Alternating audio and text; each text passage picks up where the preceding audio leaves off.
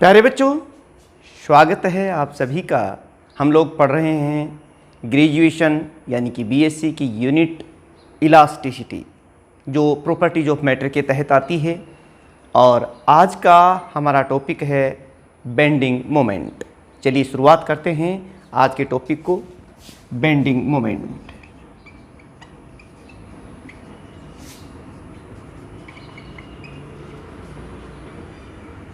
हम आज देखेंगे कि बेंडिंग मोमेंट होता क्या है, इसका मैथमेटिकल जो हमारा डेरिवेशन है, एक्सप्रेशन है, उसको हम डिराइव करेंगे। जैसे कोई रोड लेते हैं मान लो, और उस रोड को अगर हम बेंड करें तो उसके लिए कितना बेंडिंग मोमेंट डेवलप होगा, जिसे कह सकते हैं कि कितना टॉर्क उसको हमें लगाना पड़ेगा, उसका क्या एक्सप्रेशन है और किन फैक्टर्स पर वो डिपेंड करता है।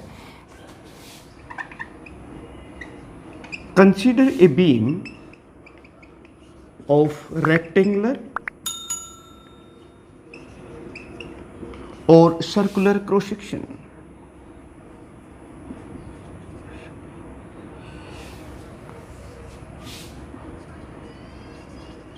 Cross section. Section like this आप लिख लिया आपने।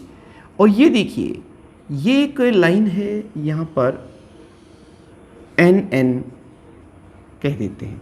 ये क्या है? ये न्यूट्रल लाइन है। जैसे जब हम किसी रोड को ऐसे बेंड करेंगे तो ये वो लेंथ है जिस पर कोई फर्क नहीं पड़ता, मतलब ना तो ये इसकी लेंथ बढ़ेगी और ना ही इसकी लेंथ डिक्रीज होगी। चलिए देख लेते हैं।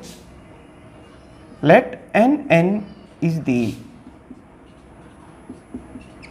Neutral axis. आप इसको ये कह सकते हैं, it neither undergoes the extension और nor compression when this beam is bend. इसलिए इसे हम न्यूट्रल एक्सिस कहते हैं। और ये जो ए बी आप देख रहे हैं, इस एंड को हम ए कह रहे हैं और ये एंड बी है। और आप देख सकते हैं कि ये जो ए बी है ये इस न्यूट्रल एक्सिस के बराबर है। अब हम यहाँ क्या कर रहे हैं, एक ये एक्सिस जो कि NN के बराबर है इज द लाइन, और you can say axis at distance Z from neutral axis. Neutral axis से ये Z डिस्टेंस पर हमने इसको ले लिया है। ये देखिए, ये Z है और सारी बातें आपने लिख ली हैं। नाउ बेंड दी बीम। अब इस बीम को बेंड कर दीजिए लाइक दिस। मैं इसको बात कर रहा हूँ, इस तरीके से आप इस बीम को बेंड कर दीजिए। मेरे साथ डायग्राम जरूर आपको आना चाहिए। जब हम बीम को बेंड करेंगे, ये देखिए like this, bend this beam. इस बीम को ऐसे पकड़ के और हम बेंड कर देंगे। नतीजा क्या होगा कि ये जो न्यूट्रल एक्सिस है, ये देखिए किस एंगल पर हमने इसको बेंड कर दिया है वो आप देख सकते हैं। बेंड दिस बीम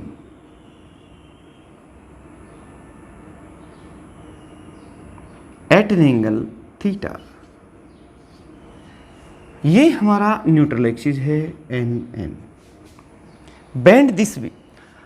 और इस न्यूट्रल एक्सिस पर तो बेंड करने के बाद भी कोई फर्क नहीं पड़ा है, लेकिन हम देख रहे हैं जो इसके इनर लेयर्स हैं न्यूट्रल एक्सिस के अंदर वाली, these layers undergoes the compressions, और जो आउटर लेयर हैं these undergoes the expansion on bending this beam. ये देखिए, अगर हम देखें जो ये AB है, ये इसके आउटर लेयर्स में ये हो गई है A', B', इसका एक्सटेंशन हुआ है, और जो इसके अंदर की साइड जो है उनका कंप्रेशन हुआ है। अगर मैं इस न्यूट्रल लेयर तक की ही बात करें तो ये देखिए, ये जो डिस्टेंस है ये तो R है, क्योंकि R रेडियस पर हमने इसको बेंड कर दिया है। और ये जो AB' है ये इंक्रीज होगी, क्योंकि ये कितनी डिस्टेंस पर है, ये जो डिस्टेंस आप देख रहे हैं ये है R+Z। आप इसको इस तरीके से लिख लीजिए। क्योंकि ये तो जेड डिस्टेंस पर ये हमारी लेयर है। आप एग्जाम्स में लिखेंगे तो ये पूरे स्टेप्स आपने लिखना है। कैसे? Consider a beam of rectangular और circular cross section, N is the neutral layer, AB is a axis which is taken a distance z from the neutral axis. Arc is equal to angle multiply by radius. तो यहां से देखिए आप, arc ये AB है, ये तो, और आर्क में ए डैश बी डैश की अगर हम बात करते हैं तो एंगल कितना है? थीटा। और रेडियस कितना है? आप देख रहे हैं आर प्लस जेड। रेडियस ये आर्क बन रही है, A dash B dash is there, angle is theta and radius is R plus Z. और अगर हम बात करते हैं ए बी की, तो वो तो ये न्यूट्रल एक्सिस के बराबर है ये वाली लेयर। तो इसके लिए ये कितनी हो जाएगी जो शुरू में थी? अगर इसमें कोई एक्सपेंशन नहीं हुआ था, बेंड नहीं हुआ था, तो ये ओरिजिनल लेंथ हो जाएगी इसकी, और ये हो जाएगी वही एंगल इंटू रेडियस। इसके लिए रेडियस कितना है? आर ही है। Therefore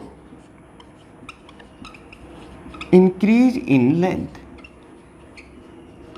this is equal to A dash B dash minus A B. देखिए, हम बेंडिंग मोमेंट निकालना चाहते हैं, टॉर्क का फार्मूला निकालना चाहते हैं जब इस बीम को बेंड करेंगे, तो उसके लिए ये सारी फाउंडेशन हम लोग तैयार कर रहे हैं। तो देखिए, इंक्रीज इन लेंथ कितना हो जाएगा? यहाँ से देखिए, theta into R plus Z, तो ये है ही माइनस थीटा इंटू आर। और जब आप इस ब्रैकेट को ओपन करेंगे तो theta into R plus theta into Z minus theta into R. और यहाँ से ये देखिए, ये चीज़ तो कैंसिल हो गई है और हमारे पास आ गया है theta into Z. This is the increase in length. और ओरिजिनल लेंथ ये ना बेटे, original length is,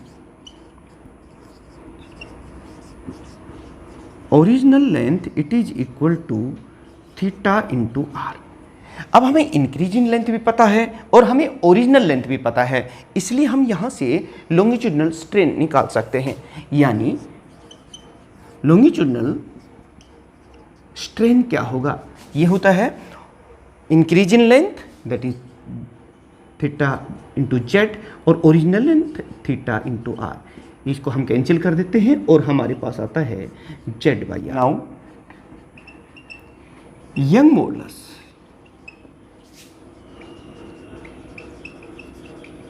Young's modulus का फार्मूला आप पहले से ही जानते हैं कि y इज इक्वल टू क्या होता है?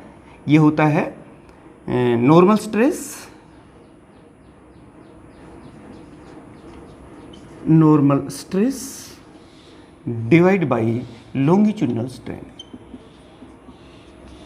और ऐसे केस में ये देखिए, नॉर्मल स्ट्रेस मान लो F फोर्स लग रहा है F, और इस एरिया कितना है? ए, तो फोर्स पर यूनिट एरिया, वही तो स्ट्रेस होता है। और स्ट्रेन मैंने अभी बताया, लॉन्गिट्यूडनल स्ट्रेन कितना है? जेड बाई आर, यानी हम लिख देंगे जेड बाई आर। इसको थोड़ा सा अगर हम सिंप्लीफाई करें तो हमें पता चलेगा, ये हो जाएगा एफ बाई ए, और ऊपर आर हो जाएगा और नीचे जेड। ये यंग मॉडुलस के बराबर आ गया है। अब हम इसमें से देखिए फोर्स निकाल लेते हैं। फोर्स कितना होता है? आपको देखिए, it is equal to Y A Z. ये देखिए, ये लेफ्ट साइड में मल्टीप्लाई हो गया है, नीचे है आर। और अगर हम पूरी बीम की बात करें तो हम इस तरह के तमाम जो लेयर्स हैं उन सब का जो फोर्स जो लगा है वो जो ऐड कर देंगे तो ये हो जाएगा, ये हो जाएगा for complete beam, for complete beam. ये वाला फार्मूला आ गया है। अब जब हमें फोर्स पता चल जाता है तो हम जानते हैं बेंडिंग मोमेंट या मोमेंट ऑफ द फोर्स क्या होता है, जिसे हम बेंडिंग मोमेंट कहते हैं। वो होता है फोर्स इनटू परपेंडिकुलर डिस्टेंस। यानी now moment of force, moment of force और बेंडिंग मोमेंट कितना होता है वो देख लीजिए। बेंडिंग मोमेंट ये होता है हम सभी जानते हैं, जिसे टॉर्क भी कहते हैं, and it is equal to force into perpendicular distance. इस तरीके फोर्स है, this is the torque and force is equal to this. Force को हम पहले से ही जानते हैं, इट इज एफ, और जो डिस्टेंस है वो है जेड। जो इसकी बात कर रहे थे, तो ये कितनी डिस्टेंस पर है जहाँ बेंड हो रही है, जेड।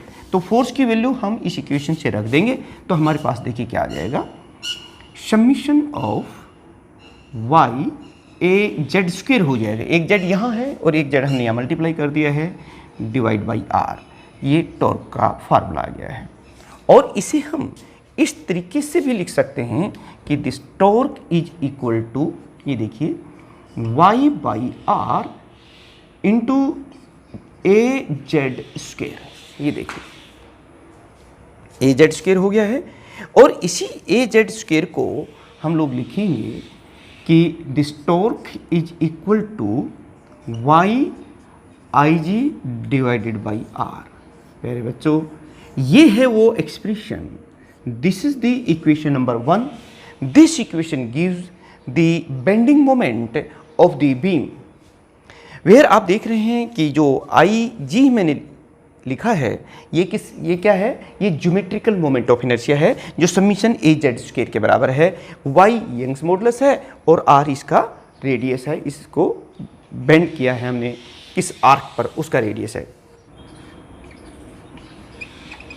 वेयर ये देखिए, जो आई जी है ये क्या है, आई जी हमने किसके स्थान पर लिखा है आप जानते हैं, it is equal to A Z square is the geometrical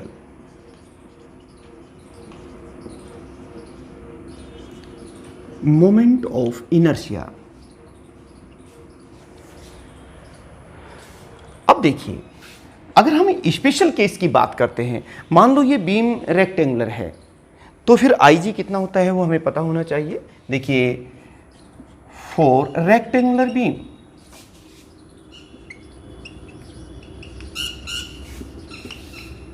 beam of breadth B and thickness D अगर हम लेते हैं तो ये IG हम निकाल लेंगे, क्योंकि हम जानते हैं, एक और पॉइंट पे हम जानते हैं कि ज्योमेट्रिकल मोमेंट ऑफ इनर्शिया जो है वो a के स्क्वायर के बराबर है, जहाँ a है एरिया ऑफ क्रॉस सेक्शन और क्या है यहाँ पर रेडियस ऑफ जाइरेशन। इसकी भी हम बात कर लेते हैं। वेयर a, अब जो हमारी रेक्टेंगुलर बीम जिसकी ब्रेड्थ b है, ये कितना हो जाएगा, b into D, length into breadth, यही तो होता है एरिया ऑफ क्रॉस सेक्शन। जैसे ये है तो इसकी लेंथ कितनी है, ब्रेड्थ कितनी है, वो बी डी हो जाएगा। और मोमेंट ऑफ इनर्शिया की फॉर्म में अगर हम देखें तो कितना होता है, एम के स्क्वेयर, और वैसे रोड का जो मोमेंट ऑफ इनर्शिया होता है बी डी स्क्वेयर बाई 12 होता है। तो ये चीज़ अगर हम यहाँ से इसको कैलकुलेट करें तो यहाँ से के स्क्वेयर की वैल्यू आ जाएगी और ये हो जाएगी डी स्क्वेयर बाई 12। तो आई जी जो रेक्टेंगुलर बीम की हम बात कर रहे हैं, तो यहाँ से हमारे पास आई जी यानी कि geometrical moment of inertia of this rectangular beam आ जाएगी, यानी कि ये देखिए B इंटू डी, ये तो एरिया ऑफ क्रॉस सेक्शन है इस रेक्टेंगुलर बीम का, और के स्क्वायर कितना है, ये है डी स्क्वायर बाई 12, यानी कि बी डी क्यूब बाई 12। ये नोट डाउन कर लीजिए। और जैसे अब हमें बेंडिंग मोमेंट रखना हो तो यहाँ पर ये चीज़ रख सकते हैं, यानी कि टोर कितना हो जाएगा किसके लिए, इस रेक्टेंगुलर बीम जिसकी ब्रेड्थ b है, थिकनेस d है, तो ये कितना हो जाएगा y i, ये देखिए यहाँ पर y आई जी के स्थान पर आप लिख पाएंगे B D Q by R into 12। ये देखिए, ठीक ऐसे ही अब हम बात कर लेते हैं अगर ये बीम रेक्टेंगुलर ना होकर के सर्कुलर होती, इस टाइप से होती, गोल होती ही, जिसका रेडियस r है, तो फिर ये चीज़ हम कैसे निकालते हैं वो देख। Second case, for a beam of circular cross section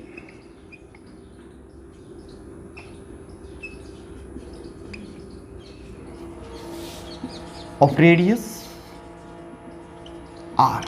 इसके लिए प्यारे बच्चों आप जानते हैं किसी भी सर्कुलर जो रोड होती है, बीम होती है, उसका एरिया ऑफ क्रॉस सेक्शन कितना होता है, पाई आर स्क्वायर, यही तो होता है जिसका रेडियस आर हो। और जो मोमेंट ऑफ इनर्शिया है वो भी आप जानते हैं। एक तो हम सीधा रेडियस ऑफ जाइरेशन की टर्म में निकाल सकते हैं, एम मास है बीम का और के उसका रेडियस ऑफ जाइरेशन है। और एक और तरीका होता है इसको इसी का मोमेंट ऑफ इनर्शिया निकालने का, और वो होता है कि एम आर स्क्वायर, ये देखिए आप इसको लिख सकते हैं बाई 4, ये होता है। तो यहाँ से m कैंसिल हो गई है और आप देख रहे हैं कि के स्क्वायर की जो वैल्यू आ गई है वो आ गई है R square by 4। Now put this value of K square, क्योंकि हम जानते हैं कि जो ज्योमेट्रिकल मोमेंट ऑफ इनर्शिया होता है वो ए के स्क्वायर के बराबर होता है, और ए कितना इस केस में हम देख रहे हैं, ये है पाई आर स्क्वायर और ये हो गया आर स्क्वायर बाई 4। इसका मतलब ये हो गया ये पाई की पावर 4 बाई 4, ये चीज़ आ गया है। This is the geometrical moment of inertia. और हम बेंडिंग मोमेंट यानी कि टॉर्क का एक्सप्रेशन पहले से जानते हैं, तो आई जी के स्थान पर ये लिख देंगे।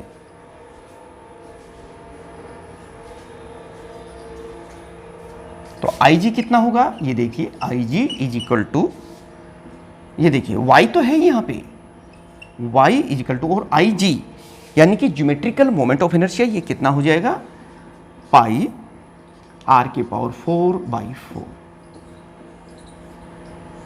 तो प्यारे बच्चों इस तरह से हम किसी भी रोड, चाहे वो रेक्टेंगुलर बीम हो चाहे वो सर्कुलर बीम हो, जब हम उसे बेंड करते हैं तो बेंडिंग मोमेंट का जो एक्सप्रेशन होता है वो ये होता है। और यहाँ पर मैंने आपको सारी बातें बताई थी कि कैसे हम इसको डिराइव करते हैं, पूरे स्टेप्स मैंने आपको बताए हैं। अगर एग्जाम्स में पूछा जाता है कि find the expression of bending moment of A road और बीम, तो फिर आपको इस तरीके से जो स्टेप्स मैंने बताए हैं इस तरीके से आप उनको ड्राइव कर देते हैं। नेक्स्ट जो हमारा लेक्चर रहेगा वो उसमें हम इसको यूज़ करेंगे, जिसमें हम कैंटिलीवर की बात करेंगे। बहुत ही इंपॉर्टेंट टॉपिक है आपके एग्जामिनेशन के पॉइंट ऑफ व्यू से, और मुझे पूर्ण विश्वास है कि अगर जिन स्टूडेंट्स ने साथ साथ लिख गए हैं उनको ये टॉपिक ज़रूर समझ में आया, और ये टॉपिक समझ में आया तो नेक्स्ट जो लेक्चर है वो भी उनको समझ में आ जाएगा।